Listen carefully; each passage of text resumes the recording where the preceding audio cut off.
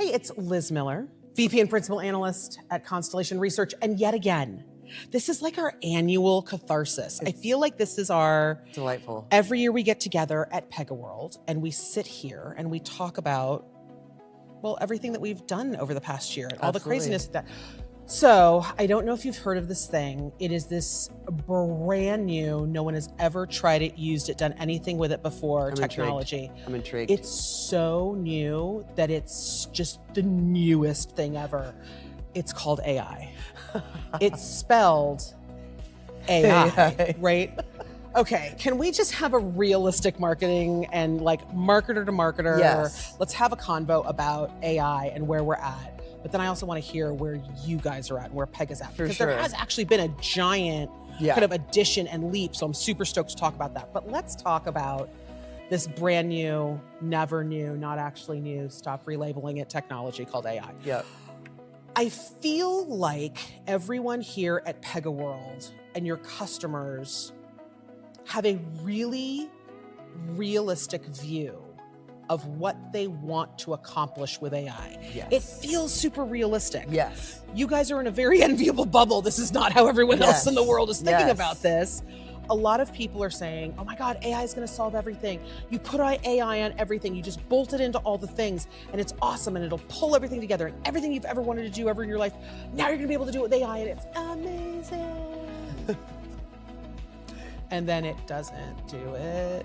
And I think there's a whole lot of frustration in the market because we hear about all these different things that we should be doing. And if you spend more on tokens, and if you use all the tokens in a month, and if like get rid of your whole marketing team, you don't need them.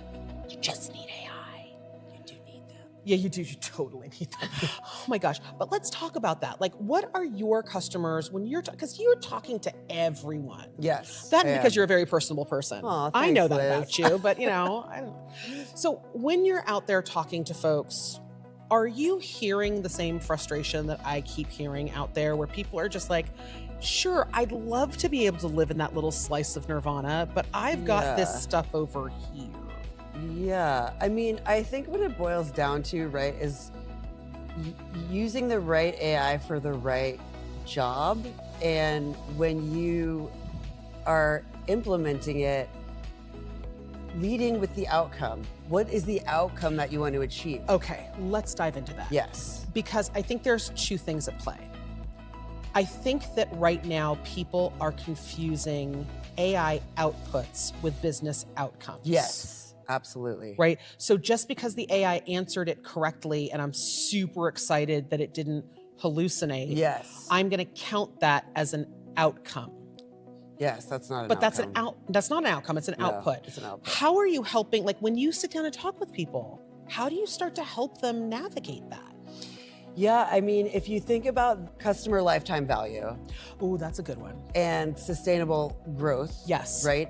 So you do need to like minimize operating costs, and there may be a few areas where you can do that with AI, right? But ultimately, what you need to do is use AI throughout that customer's lifetime value to augment their experience, to understand where the experience needs to be augmented, where the gaps are in the experience, how can we scale things like personalization to a lot of customers, and really figure out, okay, so, you know, X, Y, and Z brand, we want to do this in the next year, and let's figure out how we're going to do that. And that might be AI, that might be a new messaging strategy, that might be partners and getting all of their AI to work together. 100%. Yeah. Yeah, it might be a collab, it might be a, you know. Totally. Yeah. And I think one of the interesting things is people start to right shift and right size.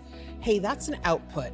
And a series of outputs can actually be an outcome. Yep. But our outcomes haven't necessarily really changed a whole lot in the last 10 to 20 years, right? At least not for real marketers. I think that for people who have mistaken what marketing actually is, for sure, we can have that discussion later. Like that's a whole different therapy session. But I think that when we talk about this, we start to talk about those outcomes, we are talking about things that are tied to bigger systems in our organizations. Yes. Talk to me a little bit about how you're seeing AI bridge some of those gaps. Because one of the fascinating things, okay, so last year, I built a blueprint. Has anyone told you about this nightmare that I was like, no, I want to make a shoe company. I'm going to go down into the innovation nerd and I'm going to make a shoe company. It was ridiculous. It was hysterical. Okay. Because I had nothing to like point it to, right? And so I'm watching the keynote going like, oh, you could have it go to different URLs. That's enviable. Because I did not do it that way. But the thing that was so fascinating to me was that the questions that the system and that the blueprint was bringing back, the processes that it was uncovering, the things that I thought stopped and started with the confines of my sales and marketing stack really extended into all these other systems where data needed to be invoked, or talent, or people, or resources. For sure. Talk to me a little bit about how you've seen that change over the past year. Yeah, well, I mean, there's a lot of areas that, functional areas that marketing crosses all the time, right? So like I was just talking about, so for the product that I represent, Customer Decision Hub, one of the things we're really good at is centralizing compliance. So if you're a marketer, and maybe you're a marketer in a highly regulated industry, you don't have to make the mistake and then get slapped and deal with the consequences, because you have everything that you need to know about how to stay within the guardrails in front of you. And everybody should be able to see it, right? Are you seeing organizations as they're applying different AI techniques? Because again, like we said, AI isn't AI. It's not all one size, one shape, one fit, right? Are you seeing, even out of Decision Hub, because compliance is there, I can make different decisions and not be punished even about those different decisions? Like, I'm actually doing different things. I've got different products. I got different pricing. Yes. As a marketer, I don't have to worry about violating rules, and compliance and governance is all in the same place, right? It's all centralized. But I can make even different decisions, and I can think differently even about my existing products, even about my different opportunities, my different campaigns, my different recommendations because of compliance.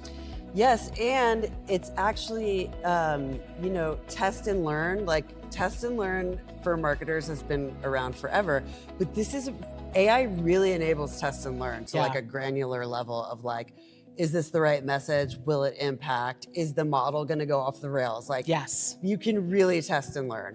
And it's also, I think, about really being comfortable with interrogating those decisions and interrogating that data differently. I think for a lot of marketers, when we ask a question that's even out of the norm of the questions, we've always kind of been punished for that, right? Like the data breaks, the system breaks, the campaign goes off the rail. But I think with things, and I think that people see it all the time in Decision Hub, you're really able to be like, okay, but if I add this extra thing in, if I add this extra parameter in, how does that start to change not just what my profitability looks like and the longevity of that, but there's something to be said for durability. Absolutely. Like, how do I make sure that I can do something wild and crazy with my brand and it's still okay with my customer? Absolutely. And that's where the partnership comes in with AI, because ultimately you don't want the AI going off and doing something crazy with your brand. You want to be the person doing something crazy with your brand within limits and guardrails. Right, absolutely. Like, I need AI to be all of the expertise that I personally can't have. Yes. Like, I want it to know everything about the latest trends in how things are placed or what needs to be coded on the CDN on the back. Like, I want to know all that stuff. I am fine taking that out of my brain. For sure. AI can take There's only so much room in there. Right? But like, across our careers, you and I have built up experience. And that becomes what is so, like, that's the secret sauce that AI can't quite get yet. For sure. And marketing is so much about relationships. Oh, yeah.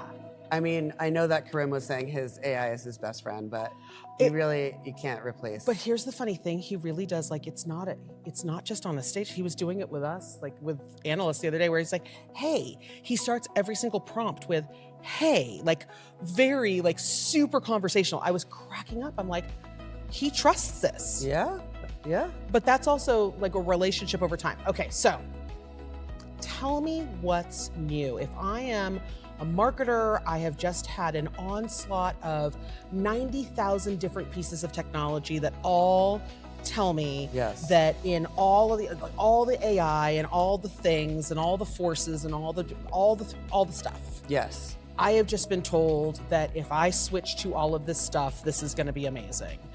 I always count on Pega to be highly pragmatic about where I start to look. And I am too. Right, like pragmatic. highly pragmatic. Yeah. What is new? What do you want people to walk away from Pega World knowing that is new about what Pega can do with and for a marketing organization? Well, first of all, what I want to say, there's something that's new, which is really validating of our value prop, which is that we're finally seeing MarTech stacks shrink. Finally. Oh my God. It's vendor takeout, less point solutions, because at Pega we've been saying this for years, right? Yeah, like yeah. End-to-end marketing solutions, less point solutions, less data silos. Mm-hmm. So the marketplace is starting to do that and realize that now. Interesting. I think AI Yeah, is that's great. kind of forcing that function. I would say that some of my favorite things about our new features and things that we're doing are, you know, optimizing the way that we work as marketers, right? So I'm talking about gap detection. So like I'm in the rare instance underserving an audience. And, What? you know, and then my, like in customer engagement studio will come back, the agent will come back and say, hey, this campaign's doing really well, and here's like 10 other people that might that's be amazing. in market for this. Here's the thing. We have talked about this as marketers for a really long time, Yes. right? This is the promise that CRM was supposed to bring in the early 2000s, right? That you would be able to analyze all of your customers and you could find that lookalike segment. Yes. Right, and then that's who you were going to send things to. And then with the age, you know, the dawn of the CDP. Yes. The CDP was supposed to do. Oh, so it wasn't the CRM at all. It was really the CDP that was going to do this. And I think that at every stage of this, we have realized that it's not even necessarily the data's problem. It's not necessarily the system's problem. It's a workflow problem. Yes. It's a process problem. It is a process problem. And a lot of these things are process problems. Yeah. And I think that's what we need AI to solve. Yeah. Process problems. That'd be great. Not strategy problems. Yeah, well, it's funny because I think everyone wants to be involved in strategery these days. They're like, I have some AI and I asked it what my strategery was going to be this week. So we're gonna have to stop that. We gotta figure out how to put that up as a guardrail in general for AI. But what I think is so interesting about what we can do and where marketing is headed. Marketing has long been headed to that growth orchestration path, right? Where we are partnering with a sales team that has its own unique spin and take on the data, its own cuts, it understands what that motion needs to be, whether it's like a quote to cash, whatever that is. Yeah. But I'm seeing more organizations very intentionally looking at those, like your AI BDRs, right? And you can have those, you can look at your AI BDR and you can have an AI assistant and an AI driven, you know, entity, whatever we want to call it, that is also kind of tracking in that same motion so that the two people can work together, but still really keep their own separate goals, their own separate function, what they're going to give back to the organization. But what AI has unlocked is in the ability to keep all of that knowledge, to keep all of that process in one place and continuously optimize it. Yes. And I mean, that's what we were looking to do as marketers for years, just with humans, right? Like, how do we do this faster, better, more accurately? Yeah. And I think ultimately that's the hope with AI, right? Is that it's going to be faster, better, more accurate. Yeah. And we still are going to need humans all over the place. What do you see marketers ask from blueprints the most? Do you see marketers in there playing with it? Or is this something that's like the overlooked, like the ultimate overlooked playground for what we should be doing? We don't get to see. No, that's right. You guys don't get to see it. We don't get to see. Pega whole peskiness of you guys actually privacy. Privacy and ethics. Privacy. That feels so mean. That feels so mean. Because it is how are you using it? I would have loved. Oh my God, right? You know, I would have loved. Love to see that. Actually, what happens is a lot of times partners or people will reach out to me and say, hey, I'm working on this blueprint. Can I share it with you? I want to see what you think as a marketer, and can you help me make it better? Yeah. So that's actually the power, is the collaboration power. See, that's cool. The collab. Yeah. That is a lost art. When it comes to like sharing those best practices and being able to have that central point of collaboration around a function, which is great. I mean, I know that when I played with it, I just kept envisioning being able to say, okay, well, God, I'd really like to look at someone else's. Like, I'd really like to, you know what I mean? Like, I'd really like to look at some, like, what another marketing team did with it. Because I think there is so much power in that collaboration.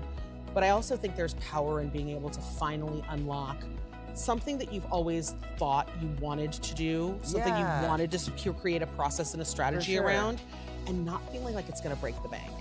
No, I know. And actually, there was a really interesting blueprint that I was working on a partner with, where we were trying to visualize in the Brazilian market what a TV show could look like with product placement in it. Oh. So it's advertising on advertising. Oh. But we had to play with Blueprint to get it to do that, because it's really just, it was set up to be messaging in channel, not messaging in channel. Yeah. So that was really cool to see, like, oh, you can do this, you can make it work, you can get it figured out. Okay, but you know what, like when I hear that story, what I also think is really cool is that you guys, and I mean you guys by Pega, have created this really powerful guided process almost, right? Yes. But you're allowing, if not actively encouraging your partners to really drop their IP in it so that it's not a Pega blueprint. Yes. It's really that customer's blueprint guided by the partners. Yes. And that's got to change the game, especially in marketing, where something like that, what you just said, what's going to happen in Brazil? Very different than what's going to happen in Europe. 100%. Your partner in Brazil can actually inject all of that knowledge in there and completely change what that outcome is going to be. And even like, in most areas, segments are a no, right? We're like all down on segments. Yeah. I'm not a fan, whatever. But there are use cases for segments, right? Yeah. And like TV is one of them. Absolutely. And so, through this process, something that I thought was cool was like, there's a whole telenovela audience. And they do behave as a monolith, which is not normally how audiences behave at all. But this particular content, this cult of like content lovers, behaves as a monolith, which is like so hilarious and fun and cool to me. I kind of love that. And now I am now no longer ever going to talk about ninja Chardonnay moms. It's only going to be telenovela Chardonnay moms. Yeah, it's like that's going to be my segment forever. It was like, honestly, the segment was like telenovela family, because they watch it together. Yeah. Oh, that's so great. If there is one thing that when we get together next year at the 2027 Therapy Hour, what do you hope we are talking about when it comes to AI? And what do you hope we're not talking about? I hope that we're talking about how we fix the problem of everyone now creating content and creating AI slop that looks exactly like the technology vendor next to me. I'm there for it. I am there for it. I hope LinkedIn is fixed and it's not, it's just that we all think we're content creators. Yeah. Right? Oh gosh. So the volume of, LinkedIn, I love it. It's a wonderful platform. It's enabling us to put our content out there, but now everybody thinks they're a content creator. So it all looks like Claude did it, right? Oh, 100%. I hope we terrifying. We see the reemergence of taste among content creators, and I like that. And valuing differentiation, understanding that there is a time and a place for generative AI, and we need to, understand that everyone here gets 6,000 plus messages a day. And I'm just going to scroll right by some of that stuff. It is weird how AI has almost accelerated that velocity of junk mail. It and really it's has. made junk mail everywhere. Yes. Everywhere. We used to just think it was in a mailbox. No, it's everywhere. But now it's everywhere. Yeah. It's everywhere. I love it. I really hope, if I'm going to say one hope, because oh gosh, my hope is that we're not talking about how much AI we're creating.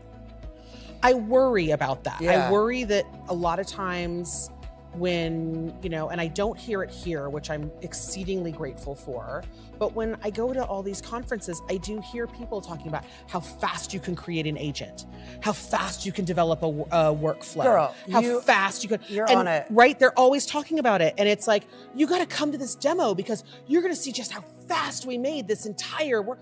I didn't hear that once from the main stage. No. I don't hear it at all walking around the innovation hub. Like, there isn't any of that. Like, if you can do it so fast, it must mean the agent is right. No. I need to not hear that again. I think what's happening is we are giving clients a false sense of failure, that they're not where they should be. And that some brands are like doing these super advanced, crazy things. Right. When actually it's a maturity curve and we still have a long way to go. Yes. So like, let's be realistic with what brands are actually doing. 100%. And I would also say, I would also hope that, there's a reason why customers come to depend on solutions like Decision Hub. Yes. Right? Because when you're a marketer and you're in the thick of all of the things that are so big and vast that you could do, the decisions are as much about the decisions of what we want to deliver to our customers as it is about the decisions about the business strategies that we're making and that we're choosing to prioritize. Absolutely. And when we start just thinking about how fast we can do everything, our minds immediately go to, well, all those campaigns that I never got out the door, we can finally push out the door. And that's the wrong decision.